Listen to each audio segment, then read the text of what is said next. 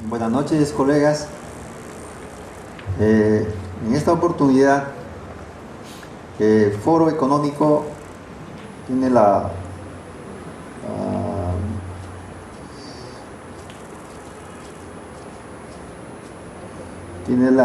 realteza de presentar a la señora Sonia Isabel Espinosa, expositora, ingeniera, con el tema evaluación de impacto ambiental.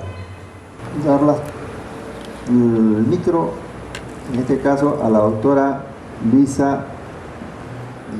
Creo que el impacto ambiental realmente, después de haber tenido el conocimiento con relación a Conga, es un tema que es más que importante para cualquiera de los trabajos que se realizan, y este es un requisito para todos los proyectos que se tenga que hacer en el país, y no solamente para los proyectos, sino incluso cuando se realiza una edificación, etcétera. Y esperamos que en esta oportunidad podamos captar el mayor número de conocimiento que, dada la experiencia de la ingeniera, podamos llevar como un background para cada uno de nosotros. Y esperando que no solamente en este caso, sino todos los jueves, nosotros tenemos los foros económicos. La ingeniera Sonia Espinosa Farías. Ella es ingeniero químico colegiada en la Universidad de San Marcos, con grado de maestro en gestión ambiental y estudios de doctorado en medio ambiente y desarrollo sostenible, con segunda especialidad en ordenamiento territorial y medio ambiente, con experiencia en análisis de alimentos, de minerales, aguas, suelos y aire, y estudios de impacto ambiental, residuos sólidos. Ella también es catedrática de la Universidad Nacional Federico Villarreal en los cursos de química inorgánica, orgánica, analítica, procesos y riesgos ambientales, manejo de residuos sólidos, jefa del área de investigación y desarrollo, asimismo responsable del Departamento de Control de Calidad de Productos Ecológicos, Desinfección, Limpieza y Productos Veterinarios de Precor. Asimismo también es consultora ambiental de EcoConsul, ponente en los diplomados de Gestión Ambiental y Sistemas Integrados de Gestión. Sin más preámbulos, recibamos con un voto de aplausos a la ingeniera Isabel. Buenas noches con todos. Bueno, ustedes saben que en todos los a partir de que apareció la era industrial, que es uno de los procesos que generaron justamente los primeros problemas de contaminación en el mundo. Antiguamente se pensaba en la capacidad regenerativa que tenía la Tierra. Ahora ya no se piensa de la misma forma. Entonces eso dio lugar a una serie de problemas que se fueron presentando, ¿no?, de contaminación o impacto en el medio ambiente, ¿no?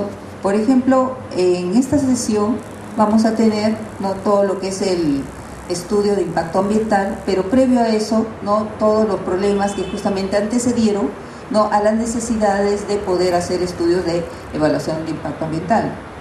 El modelo económico actual, sabemos, ¿no?, que estamos en plena era industrial, justamente es la que ha llevado consigo, ¿no?, a la presencia de muchos impactos o factores que de alguna manera afectan a la calidad del medio que nosotros en la tierra que nosotros habitamos.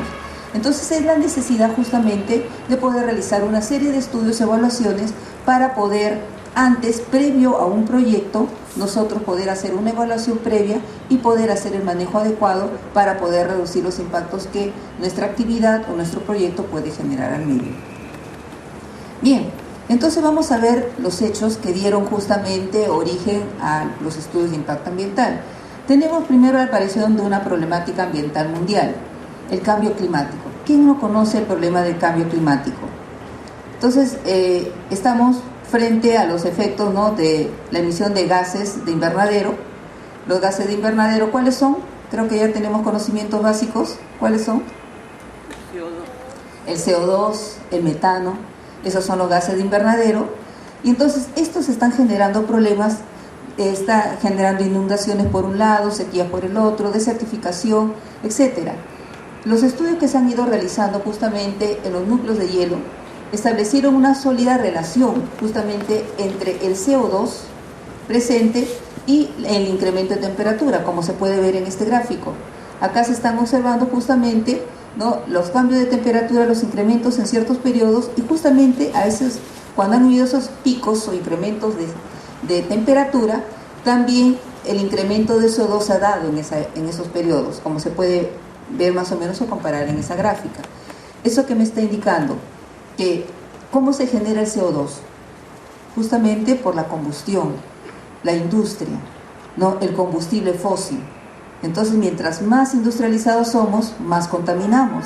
Entonces somos parte de ese cambio climático. Bien, acá por ejemplo este cuadro se ven las tendencias anuales de las temperaturas, ¿no?, en los periodos de 1976 al 2000. Acá podemos observar las tendencias en grados centígrados en todo el mundo. Incluso no solamente se ha visto incremento de temperatura, según los estudios también hay variaciones de temperatura, pero en decremento. O sea que no solamente aumenta por un lado, sino por el otro lado también hay una desciende la temperatura también por épocas, por periodos. Entonces estamos viendo que se están presentando una serie de problemas, como se puede apreciar acá, el problema del deshielo, ¿no?, que también por el cambio climático están desapareciendo, entonces también los nevados, está desapareciendo parte del hielo, y eso también se genera un problema, escasez de agua por el otro.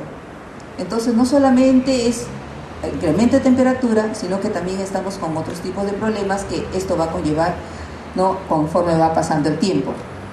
Según la información que se ha recopilado, la Marina norteamericana ha establecido que aproximadamente, dice, se ha adelgazado hasta un 40% del hielo en los 40 últimos años. Aproximadamente dice que esto en promedio, ¿no?, es un 15%. O sea, está descendiendo bastante justamente el hielo. Más o menos se calcula que los puntos que alcanzan estos de diferencia son de 3 metros de profundidad, o sea, de 3 metros de profundidad aproximadamente de hielo, solo se tienen ahora 2 metros. O sea, hay una reducción gradual. Entonces, esto va a traer consigo que hayan inundaciones, las aguas saladas invadan las costas y cambia la calidad del suelo. Al cambiar la calidad del suelo, entonces muchas actividades que se realizan en las costas van a variar. Varía la agricultura, afecta a los agricultores, afectan también a las mismas actividades que se realizan en las partes costeras. Los océanos están cada vez más calientes y también eso significa que va a haber más evaporación de agua, más lluvia, más precipitación. Algunos estudios estiman que la intensidad de las precipitaciones aumenta aproximadamente en un 7% por cada grado centígrado que aumenta de temperatura. Bien, acá también se puede apreciar justamente en este cuadro las tendencias anuales de precipitación entre los periodos de 1900 al 2000. Estamos observando cómo esto ha generado no solamente una precipitación, sino también una desertificación, como se puede ver en algunos países, tanto en el África como en el centro de Europa, Asia y también en América Latina y Estados Unidos. Estamos observando que por un lado hay inundaciones, pero por el otro lado también hay desertificación y sequía. O sea, son dos extremos muy grandes que se están presentando. Esto nos hace pensar justamente en lo que muchas veces los científicos ahora describen como la huella ecológica global. Hay una capacidad, como hicimos inicialmente, que se mide como la huella ecológica. O sea, en esta huella ecológica lo que estamos midiendo justamente es esa capacidad que tiene el suelo de autorregenerarse y también nos permite, como dice acá, es un concepto que permite calcular el área de tierra y agua necesarios que sirven como sustento para el ser humano. Este gráfico nos está explicando que gracias a las actividades que nosotros realizamos, ¿no? Esta era que estamos llevando, ¿no? de mucho consumo, somos demasiado consumistas, entonces estamos llevando a agotar nuestros recursos. El desarrollo industrial justamente nos ha llevado a eso. Estamos avanzando demasiado veloz, pero la capacidad regeneradora de la tierra no la estamos considerando, ¿tá? Y entonces acá podemos ver en esta gráfica que ya a partir más o menos del año de 1961 habíamos alcanzado nuestra capacidad, ¿no? Habíamos llegado a la mitad de nuestra capacidad de autorregeneración del suelo. En la actualidad ya estamos casi disparándonos en esa capacidad del suelo y ya dentro de poco ya esa capacidad autorregenerativa va a desaparecer totalmente.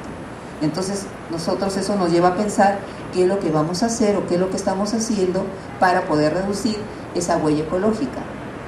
Bien, entonces vamos a analizar cuál es la problemática, que ese es el panorama mundial, pero cuál es la problemática, cómo se presenta en nuestro territorio. Bien, acá el Perú también presenta problemas de deterioro. Existe elevada contaminación tanto en el agua y también deterioro de las cuencas. Mala disposición de los residuos sólidos, eso lo vemos con todos los problemas que ya se están observando. Ciudades desordenadas con alta contaminación de aire y baja calidad de vida. Existe actualmente estudios de zonificación ecológica económica, ordenamiento territorial, que se están haciendo justamente para poder establecer, ¿no?, el tipo de actividades que se van a realizar, ¿no?, en el territorio nacional. Pero actualmente se está dando una desenfrenada, se podría decir, explotación, ¿no?, de ciertas, podríamos decir, bienestar que nos brinda el suelo, como son los minerales, y de alguna manera estamos entonces generando un desequilibrio también en nuestro sistema. Por eso estamos observando que se están presentando ciertos problemas, ¿no?, en nuestro medio ambiente.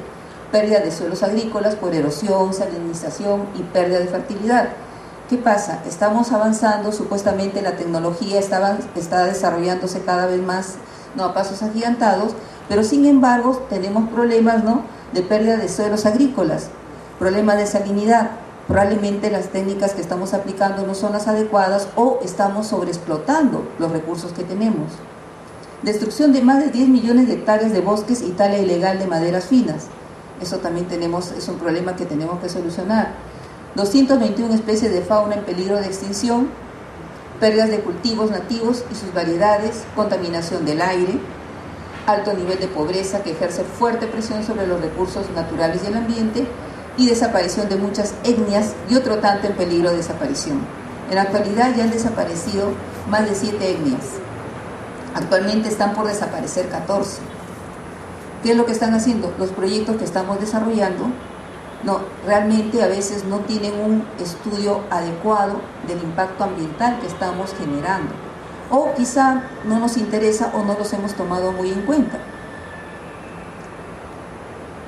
Pero por otro lado, tenemos, se podría decir, nuestro suelo se presta, gracias a su riqueza y todavía a las actividades aún que los hemos dejado muy de lado, que es la emisión de los gases de invernadero, pueden de alguna manera irse reduciendo.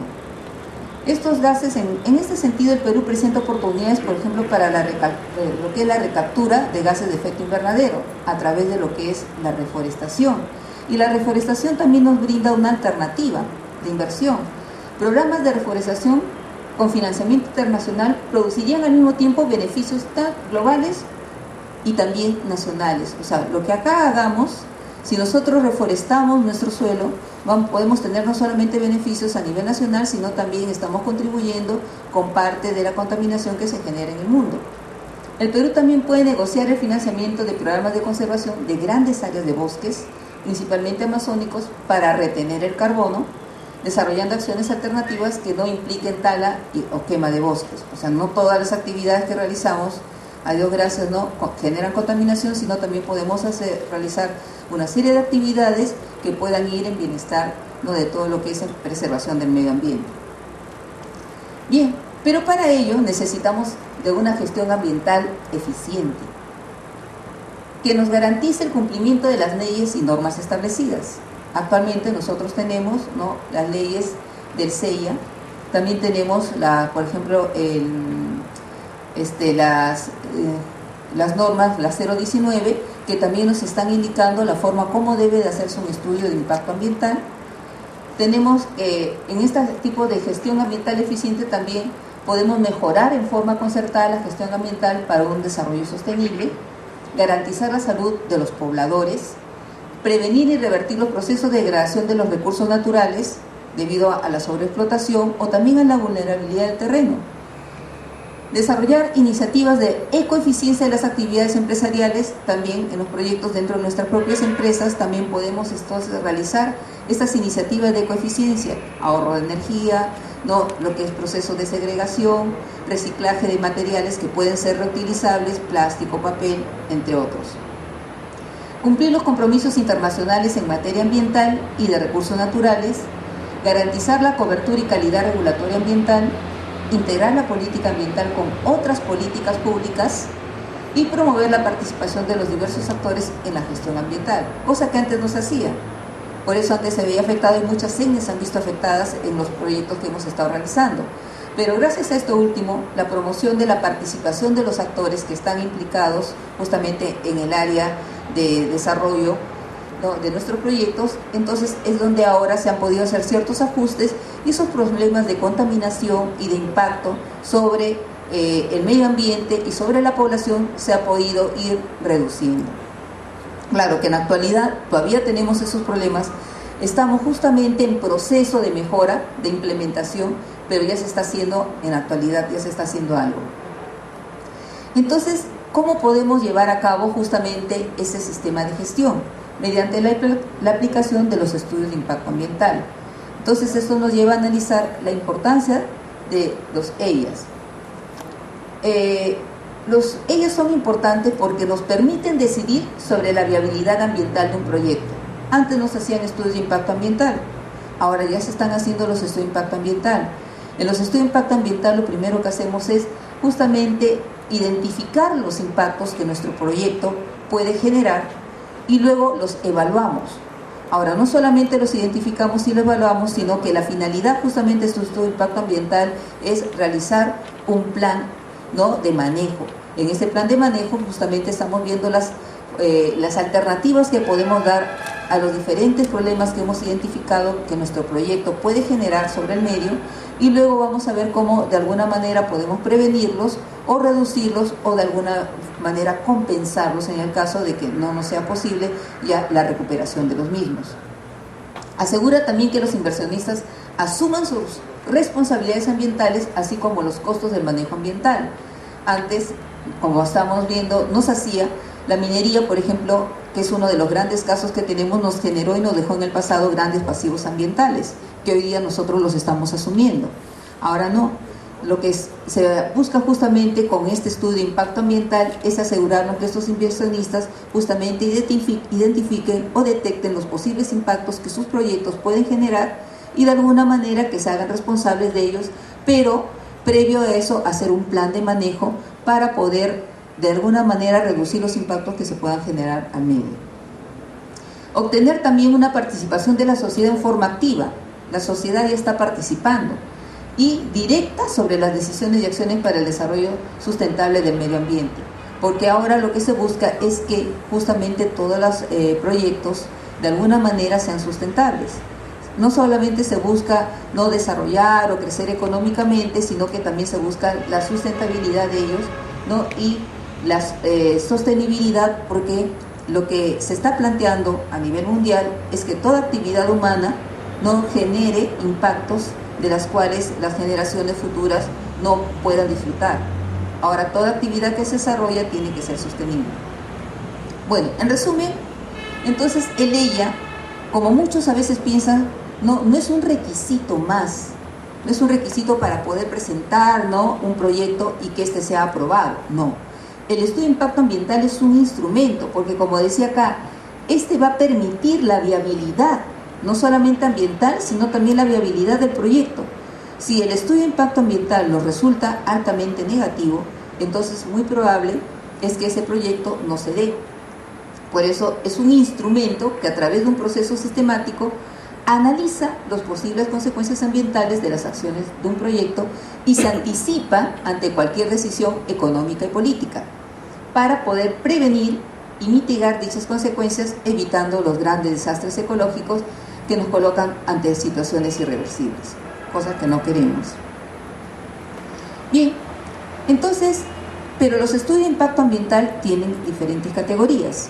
Según el CEIA y la ley peruana del sistema, que es la ley peruana del Sistema Nacional de Evaluación Ambiental, la ley 27446, en el artículo 4 nos indica las diferentes categorías de estudios de impacto ambiental que pueden haber.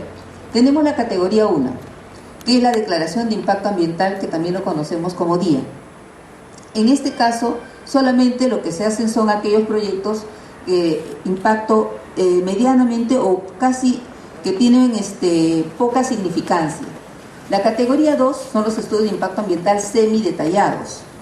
En estos estudios de impacto ambiental, en esta categoría ingresan aquellos proyectos que de alguna manera sí nos generan algún tipo de impacto, pero que todavía pueden ser manejables.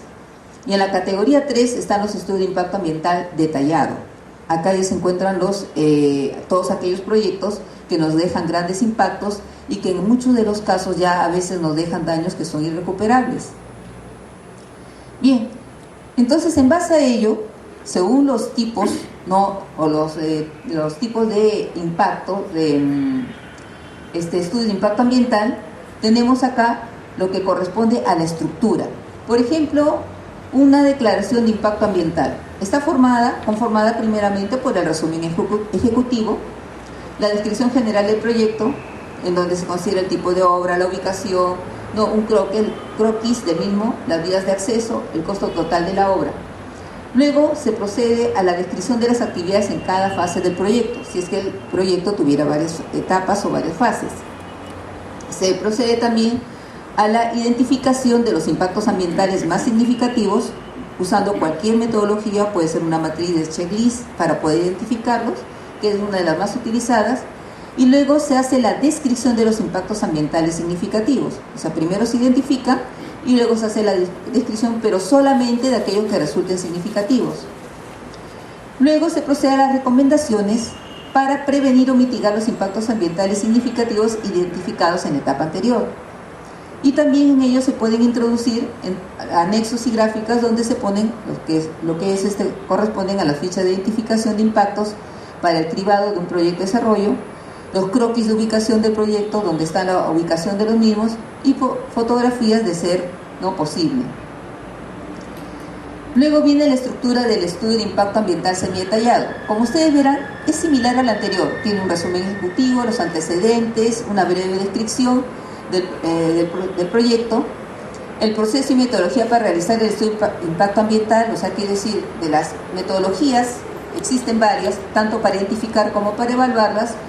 Acá se selecciona y se hace una descripción de las mismas, y luego en la siguiente etapa se realizan las condiciones ambientales del estudio de línea base. En este estudio de línea base se considera como una especie de blanco de referencia. O sea, en el estudio de línea base lo que se va a considerar justamente es una descripción, no tanto del área física, del área de influencia del proyecto, como también de los factores biológicos y también de los factores sociales. O sea, acá solamente es una descripción del lugar, previo al proyecto. O sea, nos va a servir como una especie de blanco de comparación. Luego se hace la identificación previa de los impactos y luego la posterior evaluación de los impactos ambientales. Ahora, de los impactos ambientales negativos se procede a los planes de manejo ambiental, el plan de participación ciudadana y el plan de seguimiento, supervisión, control y vigilancia, y los anexos siguientes. Como se vio en el caso anterior no estábamos viendo, por ejemplo, el estudio de línea base. Simplemente era una descripción del proyecto, era algo más simple, y tampoco no se procedía a los planes de manejo ambiental porque solamente es una descripción, supuestamente son para proyectos bastante pequeños y entonces que no nos va a generar realmente demasiado impacto. Pero luego tenemos la estructura del estudio de impacto ambiental detallado. este ya tiene todo la descripción de la estructura, ¿no?, del estudio de impacto ambiental semi-detallado, pero a este se incorpora, aparte, los planes de contingencia, los planes de compensación, porque como estamos viendo, acá ya van a haber impactos de los cuales probablemente ya no podamos recuperar el medio. De repente construimos, por ejemplo, una carretera, talamos árboles, entonces los árboles en esa zona ya no pueden reforestarse, ya no se puede recuperar, y entonces ver cómo compensar sobre todo aquellas especies que de repente resultaron endémicas, ¿no? Luego tenemos el plan de abandono, y posteriormente también viene el plan de cierre, porque el plan de abandono y cierre son dos cosas totalmente diferentes, y luego el plan de participación ciudadana. Y posteriormente, al igual que en el otro caso, también tiene su plan de seguimiento, supervisión, control y vigilancia y los anexos respectivos. Bien, entonces llegamos a lo que es la introducción de un estudio de impacto ambiental. ¿Qué puntos se consideran en esta parte, en esta etapa? Primero vienen las generalidades, acá se pone la justificación del estudio, los antecedentes, la ubicación geográfica que tiene que estar georreferenciada, los objetivos y alcances del estudio y la metodología aplicada. En ella también se van a incluir información básica del proyecto, definición del área de influencia del proyecto, los mecanismos de participación ciudadana, desarrollo de línea base ambiental, que habíamos indicado anteriormente, la identificación y la evaluación de impactos ambientales. Aquí tenemos que aplicar nuestra metodología, ¿no?, la utilización de las matrices de identificación, matriz de Moore, matriz de Leopold, ¿no?, matriz de Batele-Columbus, cualquiera de metodologías que hayamos decidido o hayamos seleccionado para hacer la evaluación respectiva, y finalmente el plan de manejo. Bien, luego, a continuación, después de esa introducción, viene el marco legal. En ese marco legal siempre se contemplan las leyes, ¿no?, de mayor jerarquía. Se inicia con la ley de mayor jerarquía, viene la Constitución Política, el Código de Medio Ambiente, la Ley Marco para el Crecimiento de Inversión Privada, la Ley del Consejo Nacional del Ambiente, las leyes sanitarias de saneamiento básico rural, el reglamento, ¿no?, de promoción de las inversiones del sector agrario, la Ley Forestal y de Fauna Silvestre, el reglamento de clasificación de tierras, la Ley Orgánica del Sector Transporte, la Ley Orgánica para Aprovechamiento de Recursos Naturales, la Ley sobre Conservación y Aprovechamiento Sostenible, la Ley General de Aguas y la Ley del Sistema Nacional de Evaluación de Impacto Ambiental. Aunque acá faltarían incorporar otras leyes más, y también están considerados, por ejemplo, si están las leyes para poder lo que es preservar las áreas naturales protegidas, o también, ¿no?, lo que es la parte de protección de todo lo que son nuestros monumentos históricos, o también las ruinas, ¿no? Para esto se necesita, por ejemplo, autorización, ¿no?, del actual Ministerio de Cultura mediante los CIRA, ¿no?, los certificados de inexistencia de restos arqueológicos.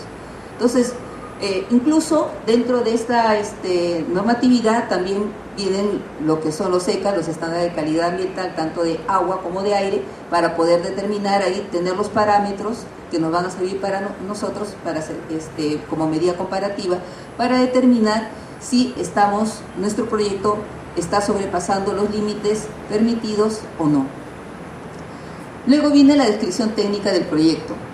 La descripción del proyecto es la referencia para identificar posibles impactos ambientales y plantear las medidas para evitar la degradación.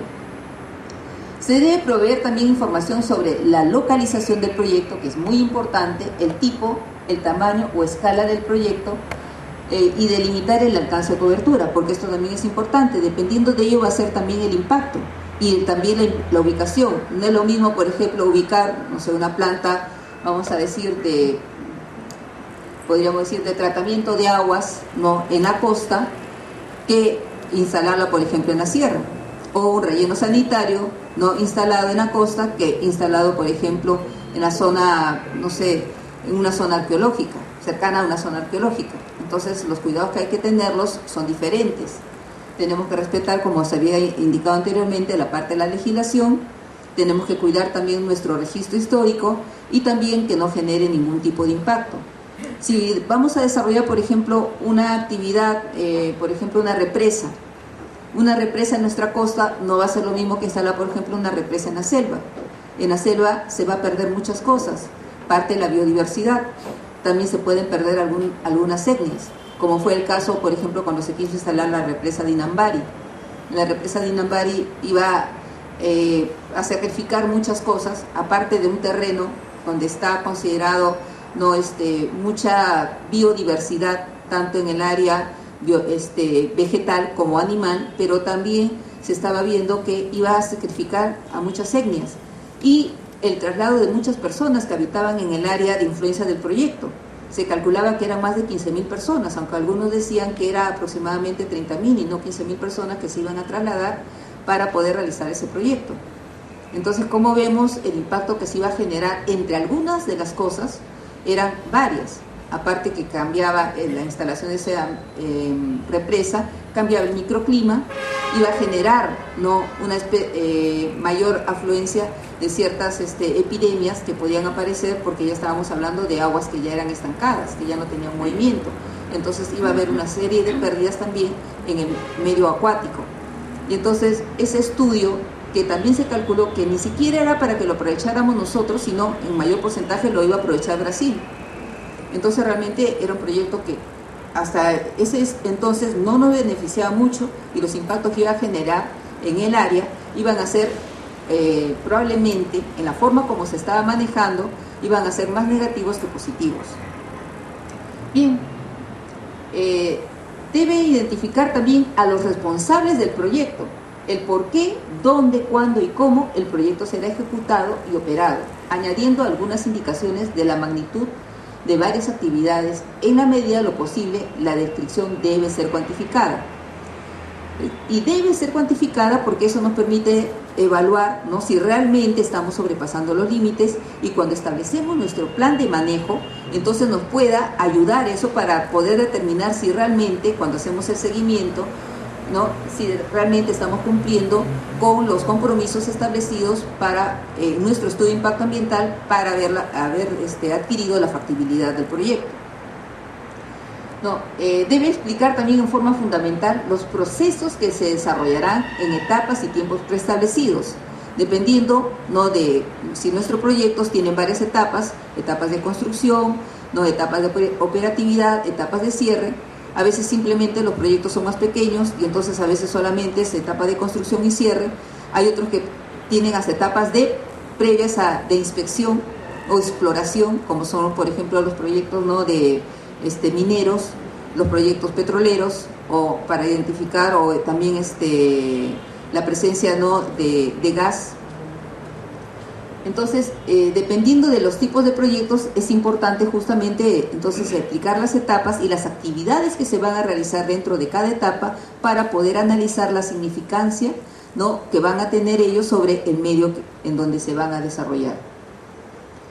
Bueno, incluso debe considerarse el uso de tecnologías. El uso de tecnología es muy importante porque muchas veces se considera, ¿no?, que estamos trabajando a veces con tecnología de punta. Lo que tenemos que tener bien en claro es que las tecnologías de punta pueden existir, pero eso no nos alivia, no nos dice que son tecnologías limpias. La tecnología limpia como tal no existe. De cualquier u otra forma, cualquier tecnología, por limpia que sea, ¿no?, así sea de última generación, siempre en mayor o menor grado siempre genera impacto. Hablemos, por ejemplo, ¿no?, ustedes han escuchado hablar, por ejemplo, de los proyectos para lo que es instalaciones, ¿no?, de todo lo que es ¿cómo se llama?, parques eólicos, donde se utiliza la energía de la fuerza del viento para generar energía eléctrica. Entonces dice, no, es una de las formas, una fuente de energía limpia, pero ¿qué tan limpia puede ser? En primer lugar, se necesita un espacio muy grande. Otra cosa, ustedes han visto, las astas de los molinos generan o levantan demasiado viento, y aparte de eso, entonces, lo que hace es levantar el suelo, que ese suelo para formarse ha tardado muchos miles de años. Entonces hay pérdida de suelo que podría tener algún tipo de uso agrícola. Otra cosa, el ruido. Cambia la climatología del lugar, y cuando hablamos de impactos, y sobre todo de impactos negativos, entonces no solamente que se dice cuando se cambia la climatología del lugar, un impacto se considera un impacto negativo cuando uno varía las condiciones del medio, y estamos variando las condiciones del medio. se han visto que justamente en estos tipos de molinos impacta sobre las aves se estrellan, se chocan. Ahora, por la fuerza que lleva, también la oxidación de estos materiales tienen que ser hechos de materiales especiales. Se dice que generan demasiado ruido y entonces los técnicos están viendo, no los ingenieros, de buscar, por ejemplo, motores, ¿no?, o formas de molinos que generen cada vez menos ruido. Y entonces nadie quiere vivir, por ejemplo, en una zona que va a generar demasiado ruido. Aparte que se requiere de ciertas condiciones, afectan a ciertas aves, a ciertas especies, y aparte de ello se degrada parte del material. Imagínense a la velocidad o a veces cuando está funcionando y que uno de esos motores o una de esas aspas recaiga sobre alguien. Entonces hay que estar, ¿no?, prevenir justamente cualquier tipo de accidente que se pueda generar. Entonces, como ve, para dar un ejemplo, ¿no?, que no existe la tecnología totalmente limpia. De una u otra forma, estas tecnologías generan algún tipo de impacto. Bien, por eso dice, no, debemos de explicar el uso de tecnologías, los insumos y equipos. Los insumos también son muy importantes, porque a veces, como se hace una descripción del medio, ¿y por qué es importante escribir el medio? Porque a veces no sabemos, y a veces no todos conocemos, tenemos conocimiento de lo que son las sustancias químicas, y a veces las sustancias químicas reaccionan con el medio. La combustión, un carrito. El carro, ¿cuántos de acá manejan un carro? Ahora nadie maneja carro. Ah, ya, ahora sí. ¿Creen ustedes que su carro, si compran ahorita, no sé, carro del año, ahorita lo estrena, genera contaminación? ¿Genera contaminación? Sí, genera contaminación. ¿Por qué? Estamos utilizando, ¿qué? Combustible. Ahora, uno dice, no, pero yo estoy usando gas natural, yo no contamino. Pero el gas natural de todos modos lo queman. ¿Y qué liberan al medio? CO2, calentamiento global. De todos modos, de una u otra forma, como les decía, no existen tecnologías limpias. Estoy contaminando, en mayor o menor grado, pero estamos contaminando. Y eso es lo que nosotros tratamos de reducir. Entonces, ¿qué nos queda? Compartir nuestro carrito, ¿no es cierto? Tengo mi carro, mis vecinos, o tengo gente que trabaja conmigo, por el camino lo voy recogiendo para poder evitar, ¿no?, que el otro ya no compre tantos carros, o si no, intercalar para no contaminar. Puede ser una salida. En otros países lo hacen. Acá todavía dicen, no, mi carro no me ha costado y se va a gastar. Todavía seguimos un poquito en ese sentido. Pero estamos generando contaminación. Ahora, ¿ese carrito ustedes creen que puede afectar el suelo? ¿Esos gases que eliminan? Vamos a ver la gasolina. La gasolina peruana, que no es de buena calidad. Ustedes saben por qué no es de buena calidad, ¿no? ¿Qué problema tiene? Ustedes me dicen que no es de buena calidad. ¿Por qué? Plomo. No. El plomo es lo que se le agrega justamente para retardar la explosión, plomo tetraetílico.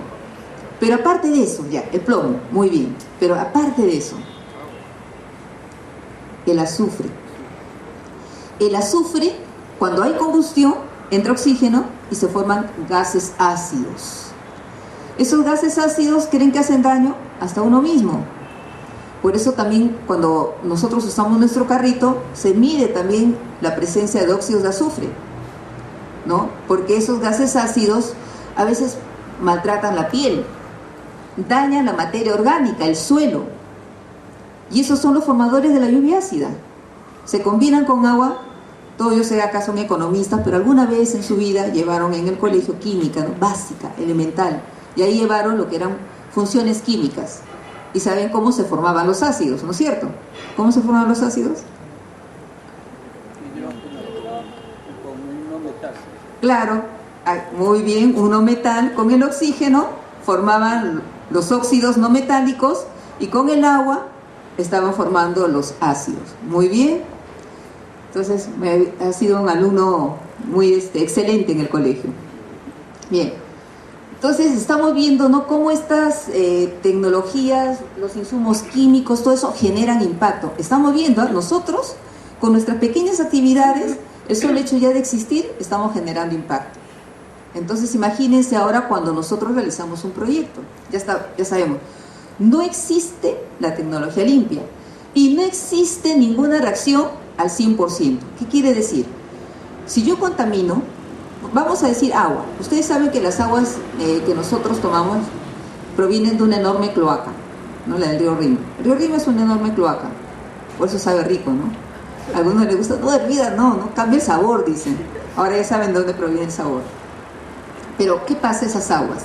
Esas aguas vienen también de unas diferentes actividades que se realizan en la parte alta del río. Hay actividad minera, metalúrgica, hay industria de papel, hay industria textil, entre otras. También hay industria química en general. Pero, ¿qué arrastra junto con ello? Metales pesados. Uno de ellos, uno de los grandes problemas que teníamos hasta hace poco era el arsénico en esas aguas. ¿Por qué? Porque la actividad minera que se hacía en la parte alta era extractiva, extraer oro a partir de arsenopirita. Y lógicamente se extraía el oro y el arsénico afuera. ¿A dónde iba? Al río. Ahora, pero existe la química, y esa química que hacía me podía extraer, ¿no?, con una serie de polímeros, extraerme el arsénico. Pero eso sí, no existe, una reacción al 100%. Quiere decir que por más polímero que use, no puedo extraer el 100% del arsénico. Muy bien, pero cuando hago mi análisis de aguas y veo la calidad, si ya puede ser consumible, yo veo que la ley me dice que no debe sobrepasar pues los 0.05 partes por millón de arsénico, y yo digo, estoy en 0.001, bajísimo. No estoy sobrepasando los límites máximos permisibles y por lo tanto no estoy contaminando. Eso se puede creer, pero hay elementos que son bioacumulables. ¿Qué quiere decir? Que ustedes toman el agua. ¿Cuántas veces toman el agua al día? Toman un vasito en su sopa, en su jugo, en su desayuno, para sancochar su arroz. Así no tomen agua, dice, felizmente no toma agua, pero en sus alimentos, ¿no? Dice, no, yo tomo el agua de la botellita, ya sea ozonificada, por osmosis inversa o cualquier tratamiento químico que tenga, pero de todos modos estamos consumiendo agua. Entonces quiere decir que hay un remanente de metales pesados. Y esos remanentes nos puede hacer daño a la larga porque se va acumulando en nuestro organismo. En el agua misma ya no contamina, está por debajo de los límites máximos, pero cuando está en nuestro cuerpo, los niveles son altos. Y de ahí vienen ciertas enfermedades. De ahí vienen muchas enfermedades. Pero es que no pensemos que podemos realizar o encontrar pues una cura para todo. No existe. No existe. Y no es que tengamos malos técnicos. Nuestros técnicos de CEDAPAL son excelentes. Imagínense convertir la cloaca en el agua que nosotros tomamos todos los días. Son excelentes. Pero lo que pasa es que no podemos utilizar esa agua, pensar que la vamos a tener pura, químicamente pura. Y además tampoco no podemos tomar un agua cupé. Siempre tiene que tener minerales. Porque un agua químicamente pura, que sería un agua destilada, también nos hace daño. ¿Qué daño les produciría? ¿Ustedes saben? Alguno ni se les ocurra, ¿no? No hay agua, ven su cojincito de agua destilada y a tomársela. ¿Qué creen que les pasa si no tienen sales disueltas? Una diarrea terrible y nadie se las para. También tiene sus consecuencias. Por eso, hasta el agua, aunque parezca sin sabor, tiene sales disueltas. Muy bien. Entonces tenemos, como estamos indicando acá, ¿no?, debemos analizar todo esto, ¿no?, los productos, subproductos que podrían generar también la expulsión de fluidos, líquidos o gases y residuos sólidos que podrían afectar las condiciones ambientales. Esto ya es conocer nuestro proceso. Nuestro proceso va a consumir sustancias químicas, pero ¿qué cosa va a eliminar en su lugar? Hay procesos de transformación, obtenemos beneficios, pero también residuos. Hay efluentes que generan aguas contaminadas y también productos gaseosos. Y los productos gaseosos, mucho peor. Si no conocemos la química de esas sustancias, incluso depende de dónde está ubicado, por eso es importante la ubicación, ¿no?, debe estar georreferenciada. Entonces me puede indicar qué tan grande puede ser el daño que genera. Porque qué tal si, de repente, como ustedes han visto en muchos casos, ¿no?, se genera contaminación, una planta química genera contaminación y los pobladores que están justamente en el área no de influencia del proyecto no se ven afectados, sino más bien pobladores que están más lejos, porque los vientos lo transportan. Como es la contaminación que genera Estados Unidos, ¿no?, sobre los bosques canadienses. Canadá cuida mucho sus bosques, pero Estados Unidos no cuida la gran industria que tiene, que es altamente contaminante. Y los vientos justamente llevan toda la contaminación de la industria norteamericana hacia los bosques canadienses. Entonces, por eso es importante también la ubicación, porque no sabemos qué cosas se puede generar, qué productos se pueden generar y pueden de alguna manera afectarnos a nuestra salud. Ustedes conocen, no sé, bueno, hay muchos ya que habrán escuchado hablar el caso de Bhopal. ¿Han escuchado? Una planta química que se instaló en la India. Nadie escuchó ese caso. Era una sustancia que se utilizaba isocianato de metilo, ¿no? Y también gas fósforo. Los dos son altamente tóxicos. Nadie puede entrar en contacto con estas dos sustancias químicas, pero cuando se combinaban estas dos sustancias químicas, se obtenía un producto químico que era conocido como 7-7, que luego lo redujeron, ¿no? Y le dijeron Sebin, que era un tipo de herbicida. Como ustedes saben, la India es un país altamente agrícola, y entonces a ellos les convenía que justamente este producto que tenía, no era de origen norteamericano, la planta pudiera también tener un anexo en su país. Y esto fue realidad en la zona de Bhopal. Pero el problema es que, como en esa época pues no habían estudios de impacto ambiental, no había muchas exigencias, ¿no? Y lo que pasa en una parte del planeta nos pasa a todos. O sea, no piensan, hubo una explosión, ¿no?, de una planta química, un reactor nuclear, felizmente estamos lejos. No, la Tierra da vueltas. Y más tarde que temprano, esa contaminación nos va a llegar a nosotros. Por eso la preocupación de todos los países ahora de hacer sus estudios de impacto ambiental, de cuidar el medio ambiente, ¿no?, de crear justamente tecnologías limpias, entre comillas, ¿no?, como hemos dicho, ¿no?, casi limpias, pero en la mejor manera posible, porque ya también somos una sociedad altamente consumista y no podemos dejar de producir, pero para evitar casos como Bhopal o Seveso, o como Minamata, que ocurrió en el Japón. Son casos por un mal manejo de las sustancias químicas o porque no se evaluaron realmente los procesos y simplemente los residuos se botaban. En el caso de Bhopal, en la India, fue un derrame, una reacción química que hubo, una planta que no se manejó adecuadamente, que como ya no produjo lo que realmente se dimensionó la planta y no produjo lo que se quería, finalmente se comenzó a cerrar justamente el área de descontaminación primero, luego el área de control automático, se comenzó a desconectar el control automático y luego todo lo que era el área de enfriamiento. Entonces, cuando después de pasado 2 años, 3 años que ya la planta estaba funcionando ya estaba a punto de cierre, justamente en esos días en la zona de Bhopal se celebraban unas fiestas, los habitantes, ¿no?, de la zona de Bhopal, que venían de todas partes, ¿no?, del país, comenzaron a acampar incluso en los alrededores de la planta, y ya cercana a la medianoche, toda la gente durmiendo, no sabían lo que estaba haciendo, por ejemplo, trabajadores dentro de la planta. Se estaba dando mantenimiento a una de las tuberías con agua a presión. Nosotros sabemos que una forma de tratamiento, bueno, los pocos que conocemos, hay tratamiento con arena y otra es con agua a presión. Y bueno, se dice que se dio tanto la presión y ya estaban casi oxidadas las tuberías que una de las válvulas cede y se comienza a abrir y parte del agua comienza a pasar a uno de los tanques de almacenamiento, justamente estas sustancias químicas, que cuando entran en contacto con el agua comienzan a generar un alto contenido de gases altamente tóxicos. Uno de los supervisores, que era uno de los pocos que ya quedaba porque la planta ya casi se había cerrado, entonces se dio cuenta del hecho y lo único que quedó es avisar, se fue corriendo a avisar justamente del accidente que estaba sucediendo, y entonces y avisarle justamente a los trabajadores, que era más o menos un número de 15. Él sabía que al correr a avisarles a ellos que había una fuga de gas altamente tóxico, su vida estaba en peligro, pero no lo pensó 2 veces y corrió avisándoles hasta que saliera el último de los trabajadores, pero lógicamente ese sacrificio le costó la vida a él. Lógicamente, cuando la Unión Carbide, que era la empresa norteamericana que tenía a cargo justamente esta empresa, no se le notificó, porque esto no solamente quedó ahí, los trabajadores lograron salir a salvo, pero la planta ya era muy tarde, el gas había extendido y llega un momento en que una de las tuberías explota y comenzó a salir a gran velocidad, y toda la población que estaba en los alrededores de Bhopal, justamente alrededor de la planta, que se calcula que eran aproximadamente 10.000 habitantes que estaban en la zona, murieron de la noche a la mañana.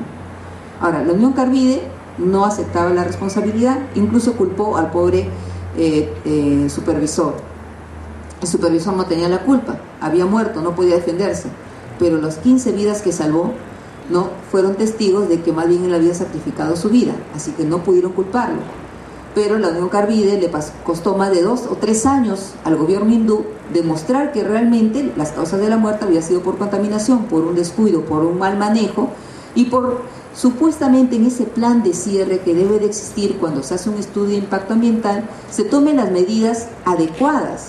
Pero ¿qué pasa? Se dicen que pudo haber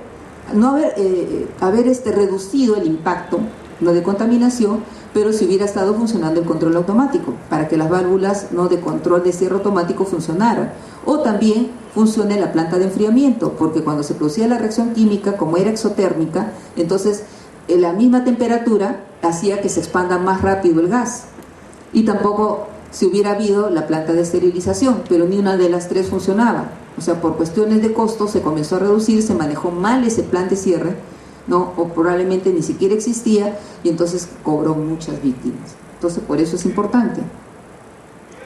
Bien, entonces luego viene la línea de base ambiental. En esta línea de base ambiental, justamente, es un diagnóstico de la situación del área de influencia, lo que decíamos, ¿no? En esta línea de base ambiental va a servirnos a nosotros de blanco, sirve como un marco referencial para establecer las condiciones ambientales antes, durante y al finalizar el proyecto. ¿Por qué? Porque previo a nuestro proyecto nosotros hacemos un estudio, ¿no?, del medio físico, que incluye los componentes abióticos del ecosistema, o sea, está el clima, la temperatura del medio, ¿no? Está luego el medio biológico, que está referido a la flora y fauna propia del lugar, y el medio socioeconómico, que están referidos a las actividades humanas que se desarrollan dentro del ámbito del proyecto. Justamente estos 3 temas son los que están dentro de esta línea de base ambiental, supuestamente previo al proyecto, para determinar cuáles son las condiciones antes de que yo comience a desarrollar mi proyecto en esa área. Pero dice que esta línea de base me sirve como blanco marco de referencia antes, durante y al finalizar el proyecto. Porque sí, porque en base a ello yo voy viendo cómo afecto al medio y tengo que establecer mi plan de manejo. Ese plan de manejo yo voy comparando si he generado algún tipo de impacto y cómo lo estoy manejando para reducirlo, para evitar el impacto. Y al finalizar el proyecto, porque supuestamente, ¿no?, cuando se hace este estudio de impacto ambiental y para que haya tenido la aceptabilidad del proyecto, entonces hay un compromiso, ¿no?, del proyectista con respecto a las autoridades, y justamente es dejar el medio tal cual estaba inicialmente, antes del proyecto, o en lo mejor posible, porque para eso también, en caso de que no sea posible, existen las medidas compensatorias. ¿Qué pasa si yo contamino un agua de un río y mato a toda la especie acuática, a todos los peces? Entonces, probablemente, si ya está previsto eso, yo prevea entonces trasladar peces, ¿no?, de especies que pueda adaptarlas a ese medio, como se hizo, por ejemplo, con la tilapia. Ustedes saben que la tilapia es un pez introducido, es un pez africano, pero lo que no se evaluó es que la tilapia es un pez que es depredador. Donde hay tilapia no hay otros peces. Entonces, claro, a diferencia de otros peces de otras partes del mundo, como es el caso donde los peces africanos, donde en los ríos solamente hay un tipo de pez o 2, nuestros ríos se caracterizan porque abunda la diversidad, tenemos 4 o 5 especies de peces, pero si introducimos la tilapia, ya sabemos que vamos a depredar. Eso es lo que no se había evaluado. Entonces, pero en el camino se van aprendiendo todas estas cosas. Bien, en este estudio de línea base lo que habíamos indicado, ¿qué cosa va en el ambiente físico? Habíamos dicho el clima. En el clima se considera la temperatura, la altitud, la precipitación pluvial, la humedad relativa, etc. El clima es importante, el recurso hídrico, ¿no?, para ver los cursos de agua, si existen lagos o sistemas marinos, el recurso suelo, la tipología, la edafología, la morfología, fisiología, etc. Y el recurso aire con respecto a calidad, nivel de ruidos y olores, porque también dentro de la calidad de aire se ve lo que es ruido y los olores. Bien, esto es importante porque justamente quiero ver cómo afecta mi proyecto a todas esas condiciones del ambiente físico. Luego tenemos la descripción del ambiente biótico. Acá se hace un análisis de las zonas de vida y biótopos como son los bosques, humedales, pantanos, etc. La flora silvestre y la fauna silvestre con respecto a las especies principales y sobre todo aquellas que son endémicas, o sea que pueden estar en peligro de extinción. Y también la población humana, donde se hace un estudio, ¿no?, sobre todo respecto a la salud, vivienda, urbanismo, saneamiento, etc. Dentro de la descripción del ambiente socioeconómico está la demografía, donde vemos la distribución poblacional, el tipo de asentamientos, la ocupación y utilización del espacio territorial, actividades económicas principales como agricultura, turismo, minería, entre otros, y recursos culturales, que son las zonas de interés histórico, turístico y arqueológico, que hay que conservarlos. Los proyectos de antes, por ejemplo, no tenían que presentar los CIRAS, los certificados de inexistencia de restos arqueológicos. ¿Y qué hacían? Como realmente nuestro territorio tiene un gran interés histórico, pero también es de gran interés arqueológico. Se dice que, por ejemplo, en la sierra y en la selva, cuando todo proyecto que se hace, la mayor parte del territorio está lleno de ruinas. Es territorio arqueológico, netamente arqueológico. Pero ¿qué hacían los proyectos? Trataban de ocultar eso. Encontraban una momia, tápenla. ¿Por qué? Porque eso significaba que tenían que paralizar las obras. Entonces no convenía. Ahora no. Ahora en estos proyectos grandes, donde hay sospechas, ¿no?, de que hay restos arqueológicos, tienen que presentar este certificado y aparte tienen que trabajar al lado también de un arqueólogo, ¿no?, para que él vaya, ¿no?, determinando si realmente esa zona se puede trabajar en esa zona, o de repente se tenga que desviar las obras o determinar si esa área no puede ser tomada por el proyecto. Bien, luego se hace la identificación y la evaluación de impactos ambientales. Hasta acá no estamos haciendo nada, solamente estamos describiendo el medio, porque eso nos pide el estudio de impacto ambiental. Nos pide primero nuestro estudio de línea base, cómo son las condiciones antes. Ahora ya nuestro proyecto lo analizamos y comenzamos a identificar impactos mediante una metodología seleccionada. Luego viene la evaluación de impactos. En esa evaluación de impactos, ya con la metodología seleccionada por el grupo encargado de hacer el estudio, entonces se proceden a hacer la descripción del estado actual del sistema, el estado preoperacional, y luego hacen la interpretación de este estado, cuáles son las condiciones, para luego tomar la previsión de la evolución sin actuación, o sea, sin el proyecto, y luego hacer la respectiva valoración ambiental de la situación actual y de su evolución, cómo cambiaría esta una vez que yo pueda introducir mi proyecto en esa área. Luego tenemos, una vez que ya se identificó, no se identifica solamente para terminar, sí, vamos a afectarlo, no. Luego procedemos a hacer el plan de manejo ambiental. Entonces acá tenemos que tomar las medidas de ese plan de manejo. Esas medidas son medidas de prevención, o sea, si yo puedo evitarlos. Probablemente, no sé, mi proyecto de repente genere contaminación sobre las aguas y de repente es la única fuente de agua de la población, entonces yo tengo que prevenir la contaminación. Las medidas de mitigación en caso de que no puede evitar la contaminación. De repente, por ejemplo, tengo que abrir, no sé, un camino y de repente voy a generar demasiado desmonte, movimiento de suelos, y eso genera polvos, material particulado. Si hay una fuente de agua cercana, esas fuentes de agua cercana se van a ver afectadas en cuanto a calidad de agua. Y entonces, si eso continúa, puede malograr incluso el tipo de vida que hay en esa agua. Entonces, lo que hay que ver es justamente cómo yo puedo de alguna manera mitigar ese hecho. Entonces, si genera demasiado polvo, por ejemplo, humedecerlos, ¿no? O de repente poner algún tipo de geomembrana para que no llegue a contaminar esa área. O de repente, solamente es momentáneo la actividad. Una vez que cesó la actividad, cesa la contaminación, es muy pequeña y no vale la pena. Bueno, hay que tratarlos, hay que manejarlos, pero probablemente el impacto no es tan significativo como algo que ya me genere problemas, por ejemplo, de alta contaminación, como es la degradación de suelos. Como ustedes, como ven, por ejemplo, la extracción de oro en Madre de Dios. ¿Usted cree que esto ya se puede revertir? ¿Tiene alguna forma de mitigación?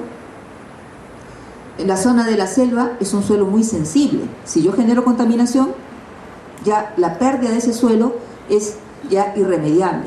Entonces ya vamos a tener esa zona perdida por mucho tiempo. Va a ser muy difícil de manejarlo. Y luego vienen las medidas de control. En estas medidas de control lo que se hacen es justamente hacer los monitoreos para determinar, ¿no?, en qué forma yo estoy impactando al medio.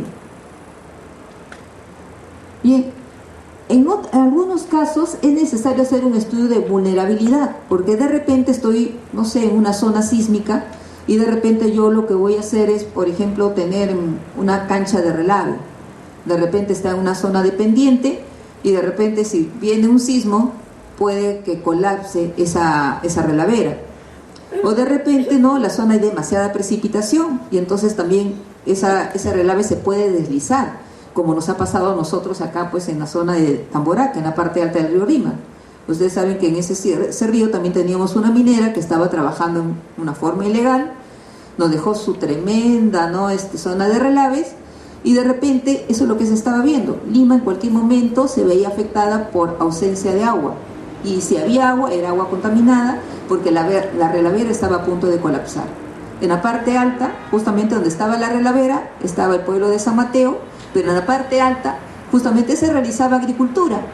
Los agricultores lógicamente utilizan agua para regar sus plantas, sus cultivos, y esa agua se infiltraba y estaba haciendo que también contribuyera más al deslizamiento justamente de esa relavera, que había sido, había cumplido inicialmente unas variables de diseño, pero la empresa que estaba trabajando la colmató, sobrepasó los límites, no de diseño, y entonces se estaba produciendo una serie de problemas. Hasta en la actualidad sigue ese problema. Todavía las autoridades están viendo cómo hacer, ya cesó al menos el problema de deslizamiento, pero ahora se está viendo de que no colapse.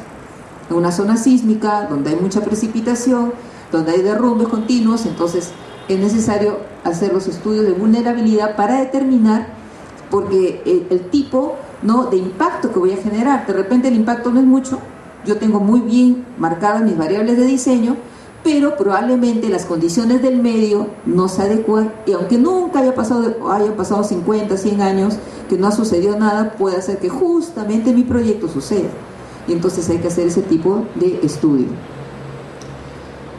Luego viene el plan de participación ciudadana.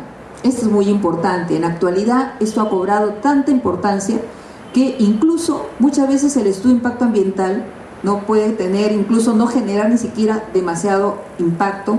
De repente las medidas que se están tomando son las adecuadas, pero probablemente la población no acepte que se llegue a desarrollar ese proyecto en su área, en su territorio.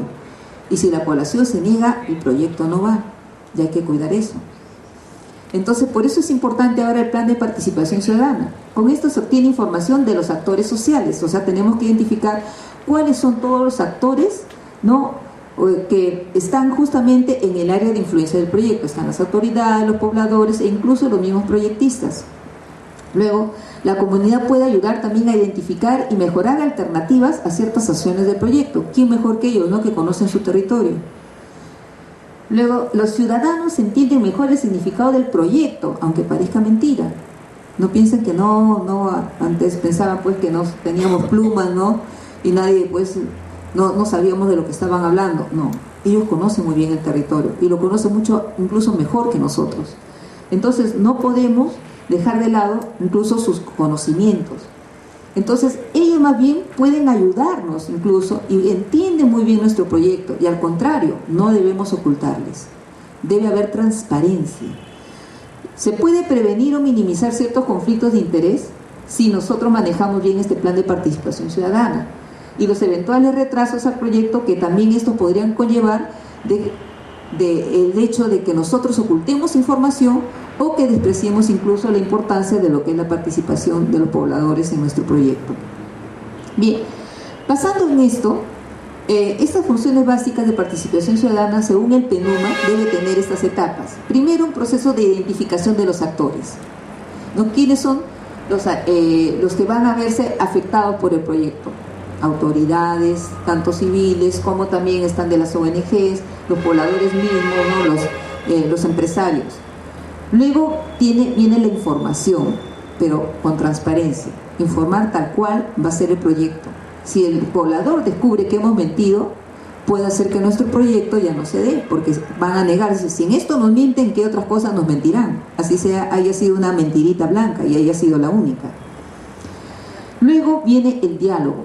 Se entrega información, se dialoga con la población y luego se llega a un acuerdo. Y esto nos va a servir para la retroalimentación. Y esto debe ser continuo hasta el cese o también el abandono del proyecto. Luego viene el plan de contingencias. Acá en este plan de contingencia lo que se hace es una identificación de peligros y áreas sensibles. El objetivo de este plan es justamente definir la necesidad y utilidad de contar con un plan de contingencias. Luego, ¿qué procedimientos se deben establecer acá? En primer lugar, para establecer los procedimientos uno debe de más o menos contestarnos a esta pregunta, ¿no? ¿Cuál es la naturaleza y magnitud de la emergencia en caso de que se presentara? Entonces, para eso probablemente nosotros tenemos que formar al menos grupos, ¿no? Por ejemplo, en caso de que hayan incendios o en caso de que hayan sismos. Luego, la emergencia pone en riesgo la vida de la población. Se han puesto en acción las brigadas de emergencia. Se están atendiendo primero las áreas prioritarias, se están ejecutando las medidas para contrarrestar las emergencias, etcétera, ¿no? Se hacen una serie de preguntas justamente para contemplar este plan de contingencia. Luego viene el plan de compensación ambiental. En este plan de compensación habíamos dicho, una vez identificado el impacto, y si este impacto resulta que no puede ser de alguna manera reducido o evitado, entonces procedemos al plan de compensación. En este caso, por ejemplo, entre los planes de compensación pueden ser la reforestación compensatoria en áreas próximas deforestadas y con posibilidad de recuperación. Recuperación de áreas cultivadas en áreas próximas utilizando coberturas y técnicas y mejoramiento de suelo. A veces cuando se retira el suelo arable, el suelo que puede servir al agricultor, simplemente se almacena por el tiempo en que va a ejecutarse el proyecto. Una vez que se retiran, el suelo se devuelve porque ese suelo es difícil de formar, pasan muchos miles de años para que se pueda deformar.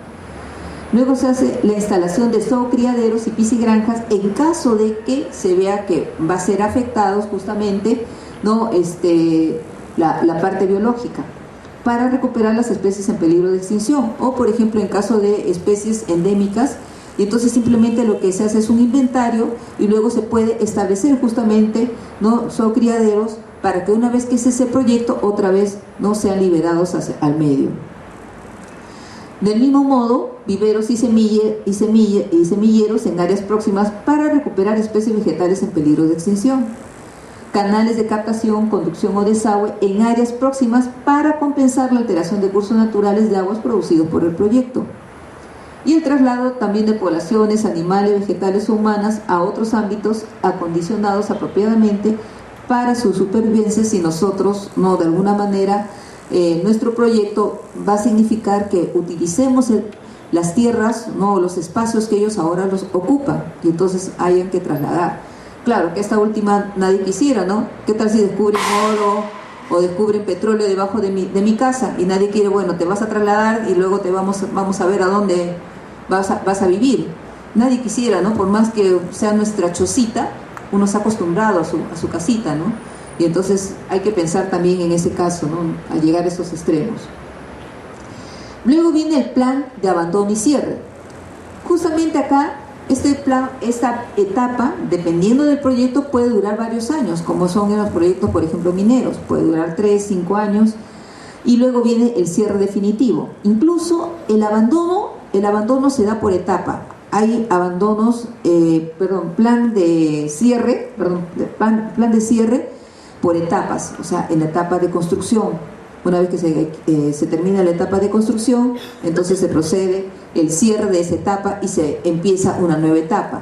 O sea, hay cierres, ¿no?, que se dan en forma fraccionada, y hay otros cierres que se dan también el post-cierre, que es después del cierre. O sea, una vez que ya cesó mi actividad, supongamos mi actividad minera, ya no tengo más que extraer, entonces ya viene ¿qué es lo que voy a hacer después de eso? Voy a comenzar a retirar todos los materiales, mis equipos, todos los campamentos que estaban instalados en el área. Entonces va a haber todo un movimiento, traslado, y también ahí viene una parte final que viene a ser la recuperación del área que se afectó. Si de repente afecté el suelo, si de repente instalé criaderos para luego, una vez que me retire, liberar esas especies, entonces tengo que buscar, o sea, la adaptación primero, adaptar el suelo, reforestarlo, acondicionarlo.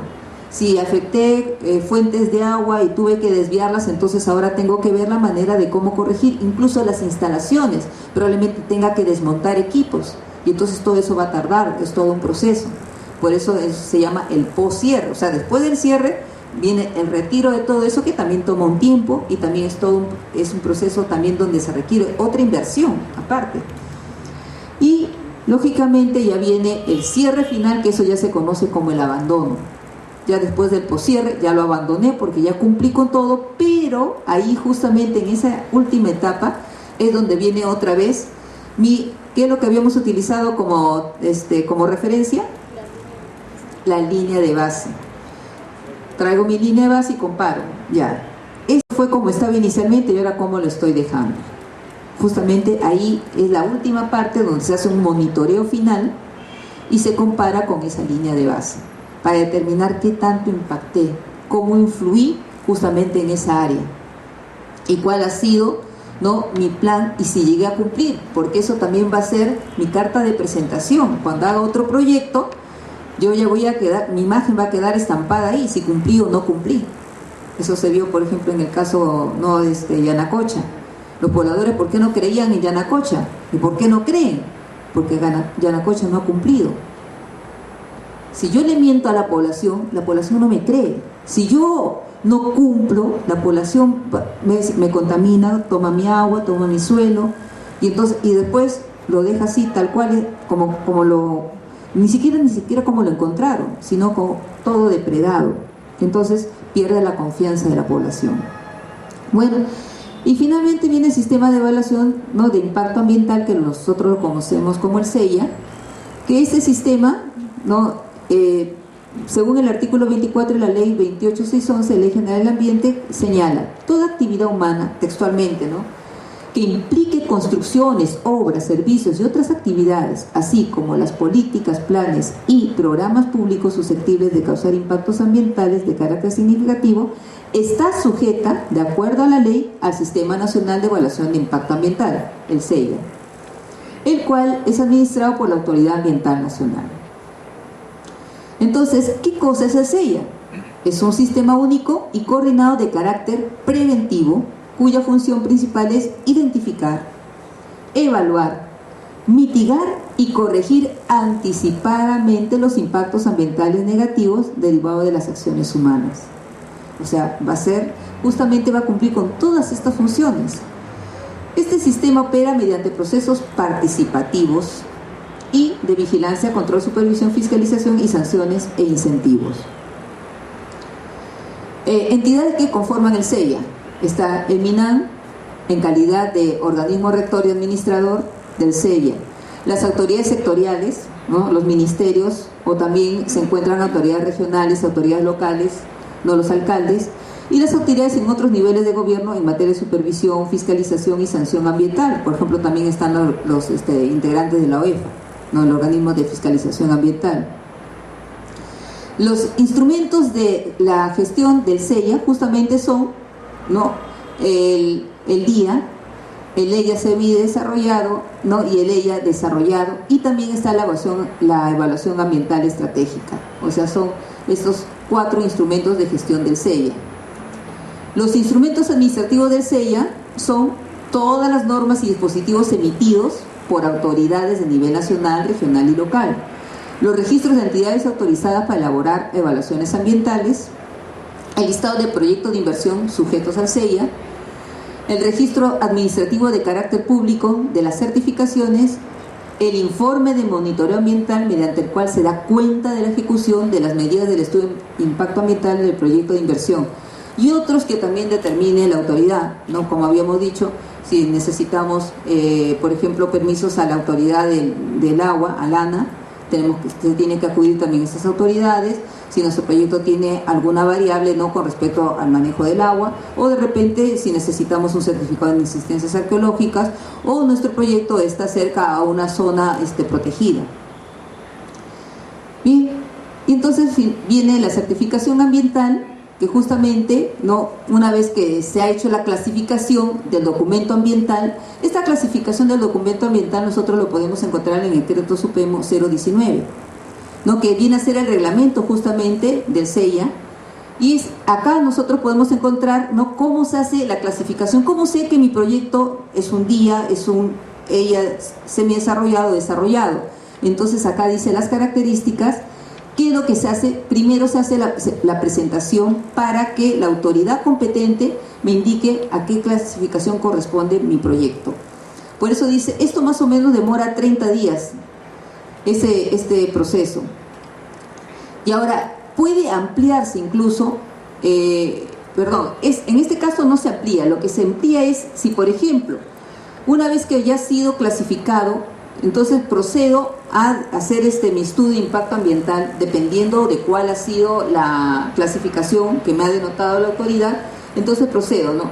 Si, por ejemplo, en la evaluación del documento ambiental fue un estudio semidesarrollado, yo tengo 40 días para presentarlo. Ahora, si en caso presentar el estudio, si en caso me demoro, yo puedo solicitar una ampliación de 30 días. Y en caso de necesidad, por una última vez, me pueden dar otros 30 días más, pero nada más. En el caso de un estudio de impacto ambiental desarrollado, el tiempo que me dan para presentar ese estudio son 70 días.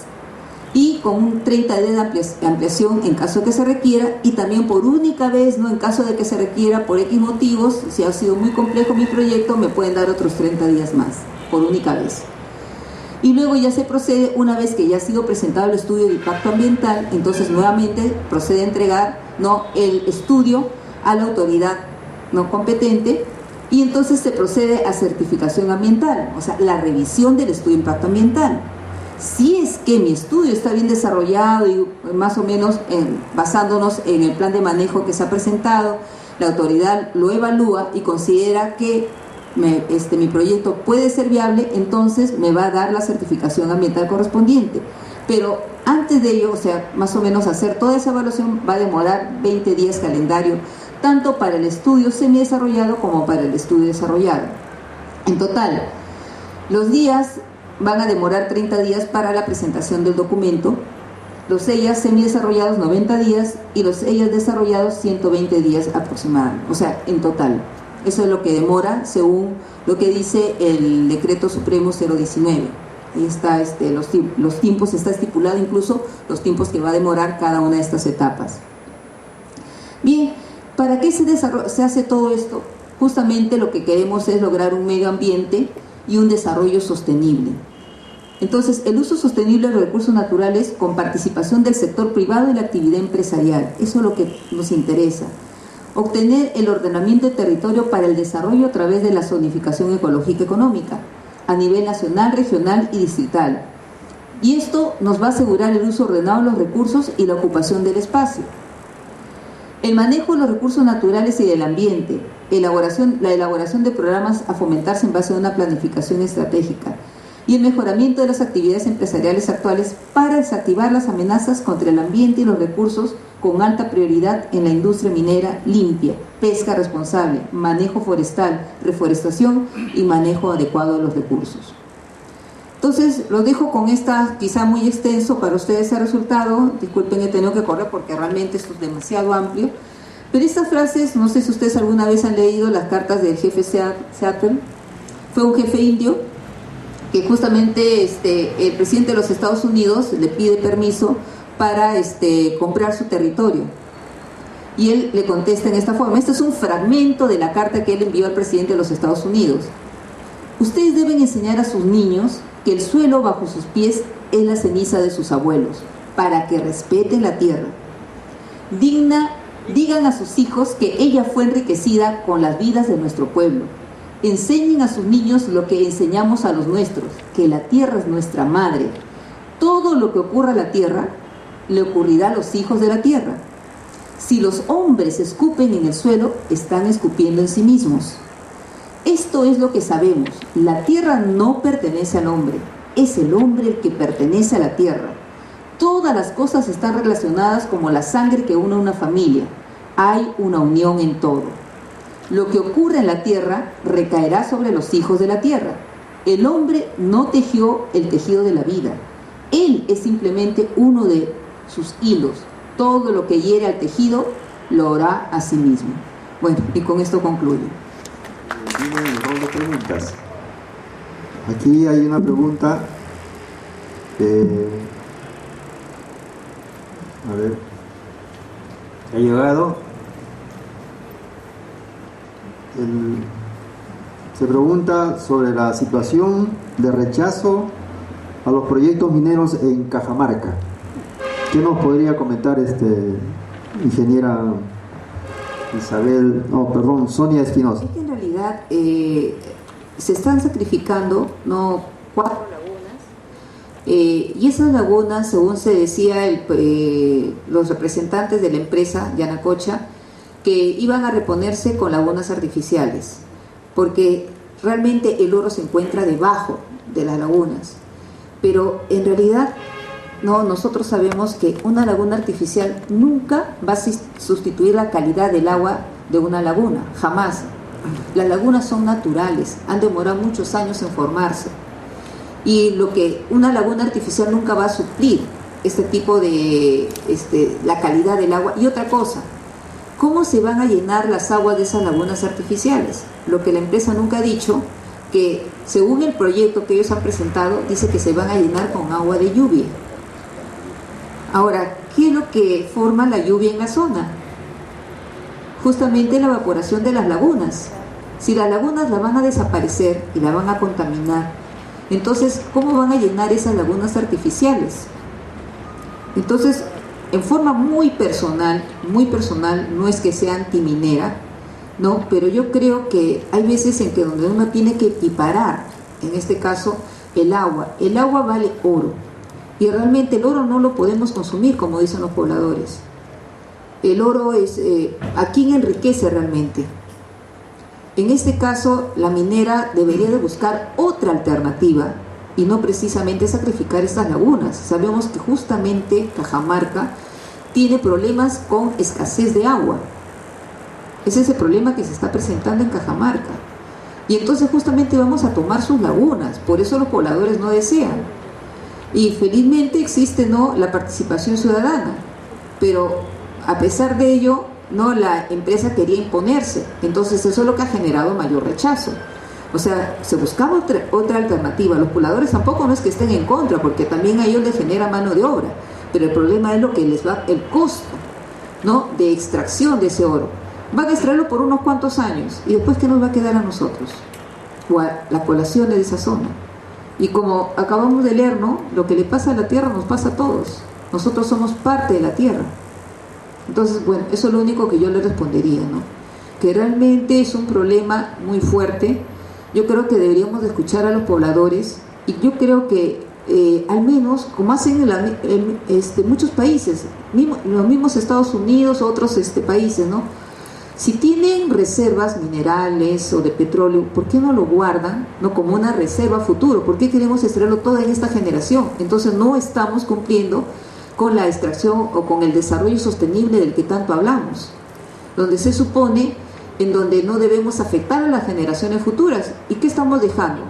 Ustedes han visto las obras, la extracción que ha hecho Yanacocha en la zona de Cajamarca.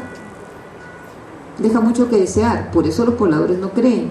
Y hace un momento lo que les dije, si nosotros no hacemos un buen trabajo, entonces no estamos dejando una buena imagen de nosotros. Entonces van a decir, si ellos lo dejaron así, imagínense qué van a hacer con esas lagunas, habría que creerles. Entonces yo creo que si la empresa quiere de todos modos explotar, tendría que buscar otra alternativa, o al menos el oro de esas lagunas no debería ser. Pueden extraerlo de otra área, quizá en otra zona, pero al menos de esa zona me parece, y sobre todo en cabecera de cuenca, entonces es muy difícil, o sea, no debería darse, en mi opinión.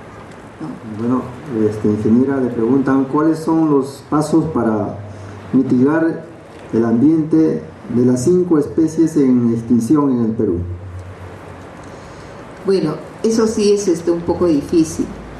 Lo primero que se tendría que hacer es justamente, como estamos viendo, una de las alternativas, crear zoocriaderos, o sea, construir zoocriaderos, ¿no?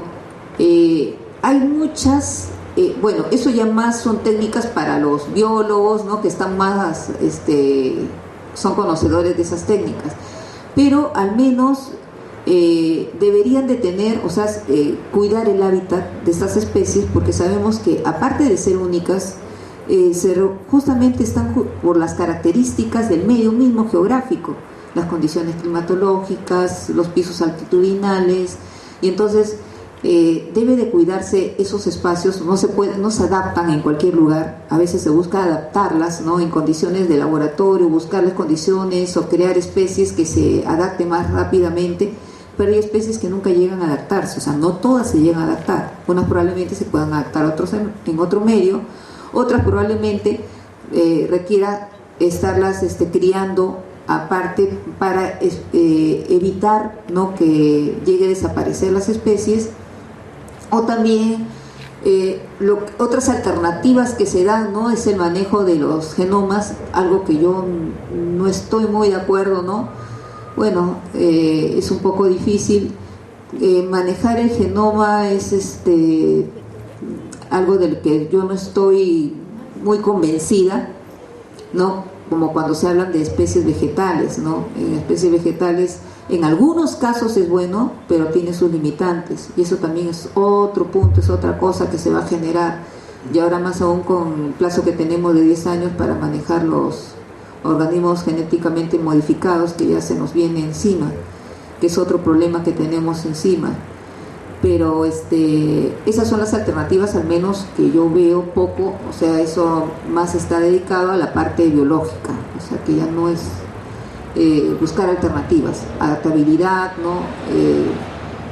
Crianza, ¿no? En especie de granjas, y luego la búsqueda de otro hábitat para las especies. Bueno, como última pregunta, ¿los biocombustibles producen impacto ambiental? Por ejemplo, la producción de etanol. Habíamos dicho que todo lo que genera, lo que es combustión, de todos modos, no siempre va a eliminar, si no es gases contaminantes, al menos gases de efecto invernadero. Aparte, el etanol, para producirlo, ¿de dónde se obtuvo? Ha tenido que haber una industria del etanol. O puede ser, no sé, depende del origen del etanol, si es por fermentación del tipo, no sé, anaerobio, o sea, por medio de bacterias, puede ser, ¿no? Pero de todos modos, como les acababa de decir, no existe la tecnología limpia. Existe la tecnología menos contaminante, pero de todos modos generan, aunque generan impacto negativo, ¿no? Pero es mínimo. O sea, en comparación a otro tipo de combustibles, entonces preferíamos, por ejemplo, utilizar los combustibles orgánicos, ¿no? En este caso. Gracias. Bueno, ahora sí vamos a hacer la entrega del certificado a la expositora por encargo de la vicedecana economista Luisa Segarra Querevalú. A ver. Ingeniera Sonia Espinosa Farías, es para mí un gran placer entregarle este diploma que el Colegio Economista se lo da con mayor placer.